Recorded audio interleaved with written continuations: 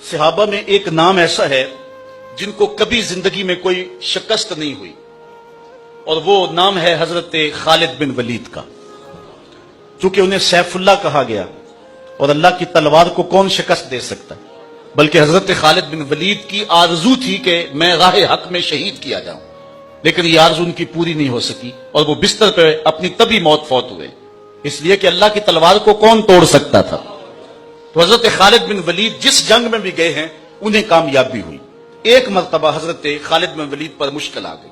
حضرت رافع بن عمر طائی، وہ بھی آپ کے ساتھی تھے، آپ کے نائب کمانڈر تھے، تو انہوں نے کہا کہ لگتا ہے آج قضا آ گئی، جو حالات ہیں مسلمان پسپا ہونے لگے، اور یہ پہلی بار ایسا ہوا تھا کہ خالد بن ولید کی قیادت میں لڑی ہوئی کوئی جنگ اس میں پسپائی ہو رہی ہے۔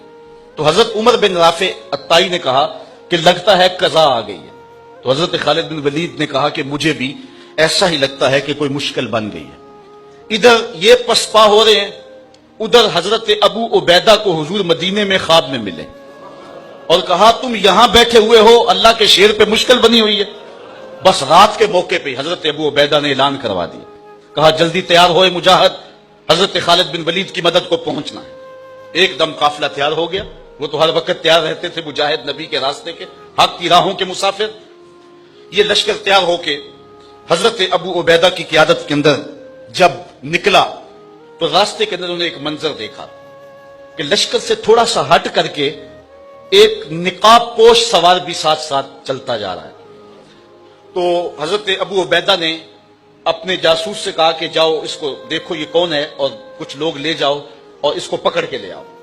جب لوگ ان کے قریب گئے تو انہوں نے کہا کہ میرے قریب نہ آنا، میں حضرت خالد بن ولید کی بیوی ام تمیم ہوں۔ تو کہا کہ تم رات کے موقع پہ لشکر کے ساتھ اس مشکل حالت میں کیوں جا رہی ہو؟ تو انہوں نے کہا کہ جب حضرت ابو عبیدہ نے اعلان کروایا نا کہ جنگ کے لیے نکلو، حضرت خالد بن ولید پہ مشکل آئی ہوئی ہے، تو میں پریشان ہو گئی کہ اللہ کے اس شیر پر کبھی مشکل آئی تو نہیں تھی، تو کیا ہوا؟ تو میں نے جب غور کیا تو ان کی ٹوپی گھر رہ گئی ہے جس میں حضور کے بوئے مبارک سیے ہوئے ہیں، اور جب بھی وہ جنگ پہ جاتے ہیں تو وہ ٹوپی نہیں بھولتے۔ تو آج وہ میں نے غور کیا کہ ان پہ مشکل کیوں آئی ہے، تو میں نے غور کیا تو ٹوپی گھر پڑی ہوئی ہے، میں ان کو ان کی امانت دینے جا رہی ہوں۔ یہ لشکر جب پہنچا، ادھر حضرت خالد بن ولید نے جبیلہ بن اہم کے مقابلے کے اندر محاذ کو سنبھالا ہوا تھا کہ اچانک دو تین سوار آگے بڑھے اور جدھر وہ جاتے ہیں دشمن کو دھکیلتے چلے جاتے ہیں۔